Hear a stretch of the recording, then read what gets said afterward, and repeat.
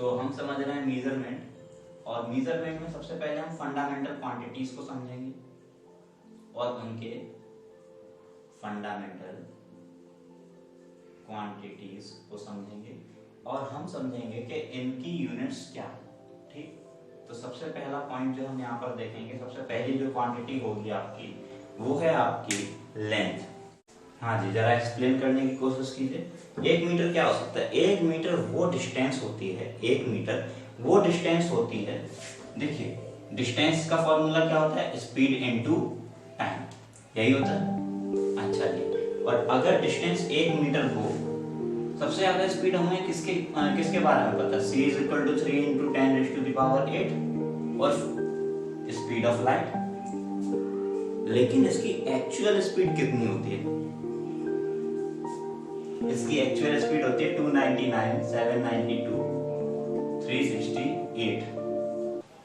ठीक है, इसकी एक्चुअल कितनी होती है? इतनी होती है, इतनी स्पीड इसकी एक्चुअल होती है।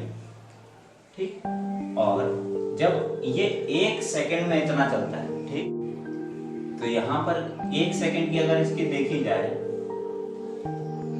और तो ये हो जाएगी 299, 792, 368 × 1। तो 1 सेकंड में ये इतनी डिस्टेंस को चलेगा और इस डिस्टेंस को आप बोलते हो 1 मीटर। 1 सेकंड के कितने पार्ट में? इतने पार्ट में। जिस डिस्टेंस को चलेगा उसको आप क्या बोलोगे? इतना। ठीक, कोई दिक्कत नहीं है। अच्छा, तो ये तो बात हुई बेसिक डेफिनेशन की 1 मीटर। ठीक, मान लिया कि ये इतना होता है, मान क्या ये होता ही है, साइंटिस्ट ने कहा। ठीक, अच्छा, अब क्या 1 मीटर का पैमाना हर चीज के लिए वैलिड है? ध्यान से सुनिएगा, क्या 1 मीटर का पैमाना हर चीज के लिए वैलिड है? नहीं, ऐसा नहीं है। क्यों नहीं है? देखो 1 मीटर का मतलब कितना? हम अगर एक एवरेज ह्यूमन की बात करें जो 6 फुट का है, वो लगभग 1.5 मीटर का होता है। ठीक, तो 1 मीटर की जो लेंथ है वो एवरेज लेंथ है। ठीक, छोटी यूनिट्स को आप मीटर में नहीं मेजर कर सकते और ना ही आप बड़ी बड़ी यूनिट्स को भी मीटर में मेजर कर सकते हैं। तो इसके लिए क्या है, यहाँ पर तो छोटी यूनिट्स हैं, जैसे मीटर से छोटी यूनिट क्या हो जाती है? सेंटीमीटर। सेंटीमीटर से छोटी यूनिट मिलीमीटर, फिर नैनोमीटर, और ज्यादा छोटा हो रहा है तो एंगस्ट्रॉम में भी पहुंच जाती है, और सबसे लास्ट जो है आपकी वो है फर्मीमीटर। ठीक है, होती बहुत सारी हैं इनके बीच में, जैसे डेसीमीटर वगैरह हुई, माइक्रोमीटर को भी आप यहाँ पर ये मिली से थोड़ा सा नीचे आप आएंगे तो वो आपका माइक्रो बना देते हैं, माइक्रोन मीटर भी बोलते हैं इसको, micrometre, nanometre and so on. ठीक, बट जो आपके इंपॉर्टेंट है, एक माइक्रोमीटर, नैनोमीटर, एंगस्ट्रॉम। ठीक, मीटर से ऊपर बढ़िए जरा, मीटर से ऊपर आप जैसे जैसे बढ़ेंगे तो हेक्टोमीटर आ जाता है आपका, उससे ऊपर आपका किलोमीटर आ जाता है, किलोमीटर से ऊपर मेगामीटर, गीगामीटर, सो ऑन आते रहते हैं, but they are not any fixed quantities और फिक्स्ड यूनिट।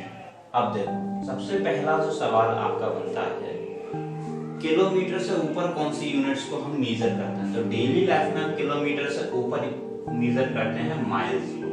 ठीक है, कहते हैं ना हिंदी में मील, तो किलोमीटर से ऊपर हम मील को काउंट करते हैं। पर अगर ये जो डिस्टेंस है मील से भी ऊपर निकल जाए, अच्छा जी, जैसे सबसे पहली चीज अर्थ पर, अगर अर्थ का शेप कैसा है?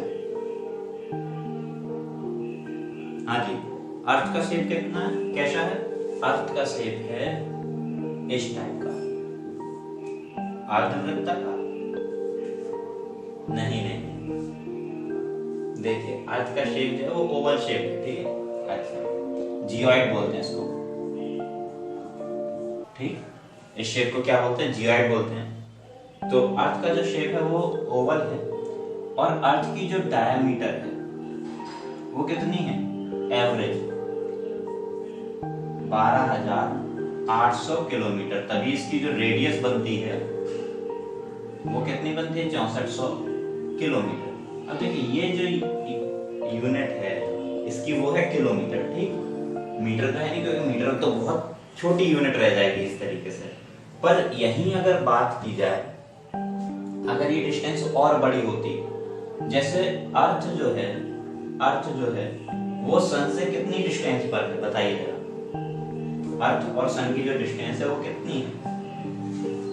1.49 into 10⁻11 मीटर, ठीक। और इसी चीज को हम बोलते हैं AU। AU का मतलब एस्ट्रोनॉमिकल यूनिट, ठीक, खगोलीय मात्रक।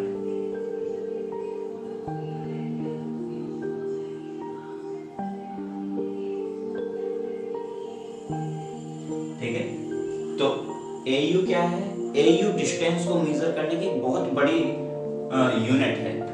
अर्थ से सीधे सन तक की जो डिस्टेंस है उसको हम क्या बोलते हैं? एस्ट्रोनॉमिकल यूनिट होती है, और ये काफी बड़ी यूनिट, ठीक, मान लिया। पर क्या ये सबसे बड़ी यूनिट है? एक सेकेंड, तो जरा चेक करते हैं क्या ये वाकई में सबसे बड़ी है? नहीं। क्या इससे भी बड़ी कोई यूनिट होती है? बिल्कुल होती है। जरा बात कीजिए, जैसे यही एक फॉर्मूले को भी आपने देखा था, जो था आपका distance is equal to speed into time. तो जरा ये बताइए, distance is equal to speed into time. सबसे ज्यादा स्पीड हमने पढ़ी है किसकी होती है? स्पीड ऑफ लाइट, ठीक। एक साल में कितने सेकंड होते हैं? हाँ जी, how many seconds are there in 1 year? Can you tell? तो एक साल में जो सेकंड होते हैं वो होते हैं 3,15,36,000, ठीक। एक साल में कितने सेकंड्स होते हैं? 3,15,36,000।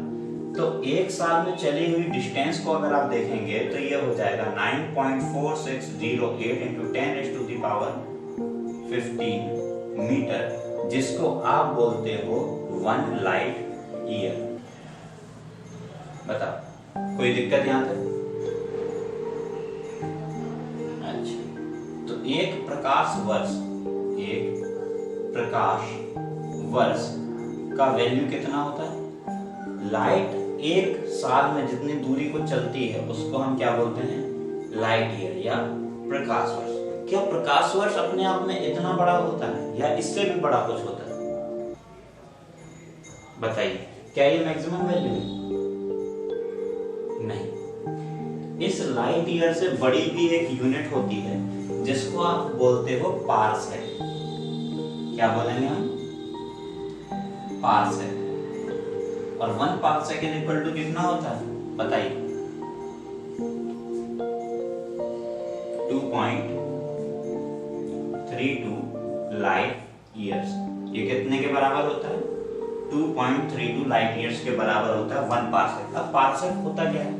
जैसे अभी हम लोगों ने समझा कि स्पीड ऑफ लाइट में जैसे ही आप मल्टीप्लाई कर दोगे एक साल के टोटल सेकंड से, तो आपका लाइट ईयर की जो डिस्टेंस है 1 लाइट ईयर की वैल्यू आ जाती है। इसी तरीके से जो पार्सेक होता है, देखो जब अभी हम लोगों ने एंगल के बारे में पढ़ा था, है ना? एंगल बराबर हमने क्या पढ़ा था? थीटा बराबर L/R, ठीक है। तो सुनिए दीदी, ये बताइए कि जो आपका एंगल होता है, एंगल की डायमेंशन क्या होती है? डायमेंशनलेस होता है। क्यों डायमेंशनलेस होता है? क्योंकि L जो है वो तो लेंथ है ही, और रेडियस भी आपकी लेंथ है, तो ये डायमेंशनलेस क्वांटिटी मानी जाती है, ठीक है। तो यहाँ अगर बात की जाए, ये L और ये R, ठीक। एंगल को यहाँ पर हम रेडियन में मेजर करते हैं, ठीक। और रेडियन की खास बात क्या होती है कि रेडियन मेजरमेंट में सबसे पहले तो आता है आपका क्या? जैसे ये रेडियन है, इसमें जो भी आएगा, जैसे मान लीजिए इसमें बेसिकली जो डिजिट्स आते हैं वो नंबर फॉर्मेट में आते हैं, ठीक। वो एक नंबर फॉर्मेट में आते हैं। जबकि जो डिग्री वाला सिस्टम रहता है, जो आपका डिग्री वाला सिस्टम रहता है, उसमें सबसे पहले डिग्री आएगा, डिग्री से छोटा मिनट आएगा, और मिनट से छोटा सेकंड आएगा। डिग्री मेजरमेंट में क्या होता है? पहले डिग्री आता है, फिर मिनट आता है, फिर सेकंड आता है, ठीक।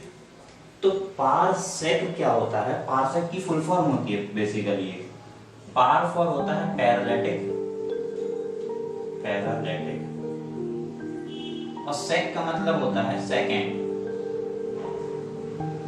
पैरालेटिक सेकेंड। और ये जो पैरालेटिक सेकेंड होता है ये एक घटना से आता है जिसको हम बोलते हैं पैरालेक्स। इस घटना को हम क्या बोलते हैं? पैरालेक्स। अब एक बार पहले हम पैरालेक्स को, ये पैरालेक्स दिखाई दे रहा है आपको? अच्छा, तो पैरालेक्स जो है, पैरालेक्स क्या होता है इसके बारे में जरा समझिए। पैरालेक्स जो होता है, पैरालेक्स का मतलब होता है कि जो दूर की ऑब्जेक्ट्स हैं, ध्यान से समझिएगा, जैसे मान लीजिए आप एक ट्रेन से जा रहे हैं, ठीक ठीक, और ये 4-5 चीजें आप देख रहे हैं, ए बी सी डी और ई, ठीक।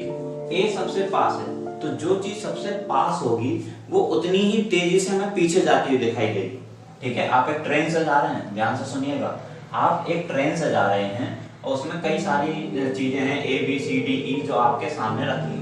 जो चीज सबसे पास होगी उसकी रिलेटिव स्पीड भी ज्यादा होगी, जो उससे दूर होगी वो थोड़ा धीमे चल रही होगी, और दूर जाएंगे तो वो चीज और धीमे होती चली जाती है, ठीक है।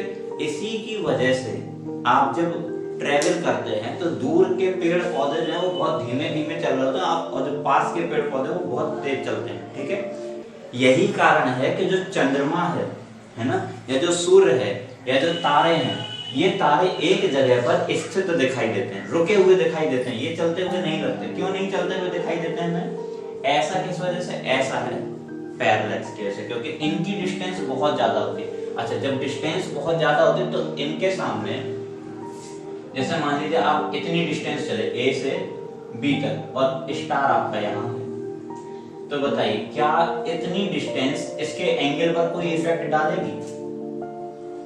बताओ। हाँ, तो यहां पर हम बात कर रहे थे कि जब ये L की वैल्यू बहुत ज्यादा हो जाती है तो होगा क्या कि एंगल, डिग्री तो छोड़ो, मिनट में भी नहीं बन पाएगा, और मिनट छोड़ो वो सेकंड में भी नहीं जा पाएगा, ठीक। ये किस में नहीं जा पाएगा? सेकंड में भी। तो पैरेलैटिक सेकंड या पैरेलैटिक सेकंड वो होता है जब एक सेकंड की वैल्यू हो, ठीक। एक सेकंड में ये जितनी वैल्यू होगी, ठीक, उसको हम क्या बोलेंगे? ये जो यहाँ पर L निकल के आएगा इसी को आप बोलोगे 1 पारसेक, ठीक। ये वाली लेंथ कब? जब एंगल कितना रहा हो? 1 सेकंड का, ठीक। तो देखो 1 पारसेक की जो डिस्टेंस होती है वो कितनी होती है? 2.32 टाइम्स होती है किसकी? लाइट ईयर की। तो ये इतनी दूरी होती है। क्या ये चीज समझ गए? कोई दिक्कत नहीं? अच्छा जी, तो ये तो बात हुई लेंथ की, ठीक। अच्छा, लेंथ को नापते किससे? मीटर से, ठीक, किलोमीटर से। बड़ी बड़ी डिस्टेंसेस को लाइट ईयर में, पारसेक में, छोटी डिस्टेंस को मिलीमीटर में, माइक्रोमीटर में, नैनोमीटर में, एंगस्ट्रॉम। अब एक कॉमन सवाल, ये बताओ एंगस्ट्रॉम आपकी जो डिस्टेंसेस हैं उनको मेजर करने के काम में आती है। एंगस्ट्रॉम आपका डिस्टेंस को मेजर करने में काम आती है, पर वो डिस्टेंस किस ऑर्डर की होनी चाहिए? एंगस्ट्रॉम कहाँ काम में आएगा? तो एंगस्ट्रॉम बेसिकली काम में आता है रेडियस नाप के। किसकी रेडियस को नापेगा ये? रेडियस ऑफ एटम, ठीक। हाँ, एटम की रेडियस को नापने के लिए हम किसका इस्तेमाल करते हैं? एंगस्ट्रॉम का। और एंगस्ट्रॉम की वैल्यू कितनी होती है?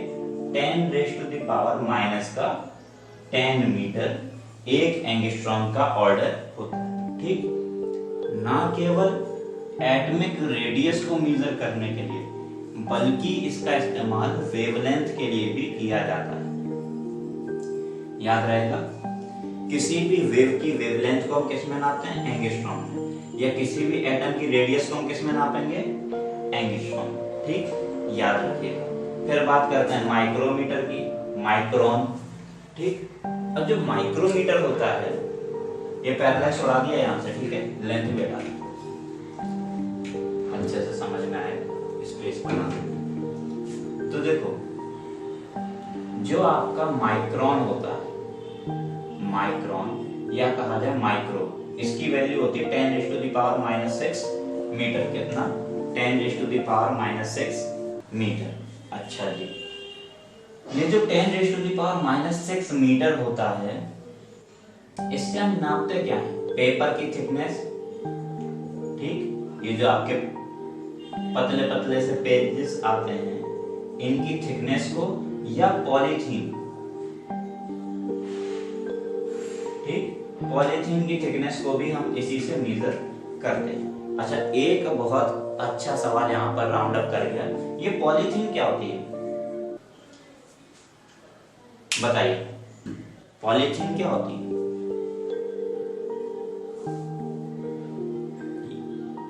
प्लास्टिक अलग चीज होती है, पॉलीथीन क्या होता है?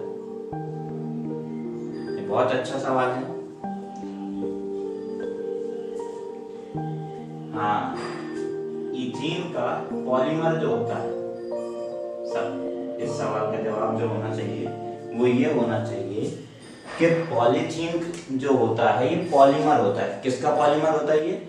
ये होता है पॉलीमर आपका इथीन का। जब इथीन का पॉलीमराइजेशन किया जाता है तब बनता है पॉलीथीन। ठीक है, अब जो आपके एग्जाम्स है उनमें कई बार ये क्वेश्चंस भी पूछे जाते हैं। ठीक है, कई बार ये सवाल आ जाता है कि पॉलीथीन किसका पॉलीमर है। ठीक है, तो इथीन का पॉलीमर पॉलीथीन है। ठीक है, और पॉलीथीन की जो थिकनेस होती है, जो चौड़ाई होती है, उसको हम किसमें नापते हैं? माइक्रोन। ठीक, अच्छा जी, जो बाल होते हैं, बालों की थिकनेस को भी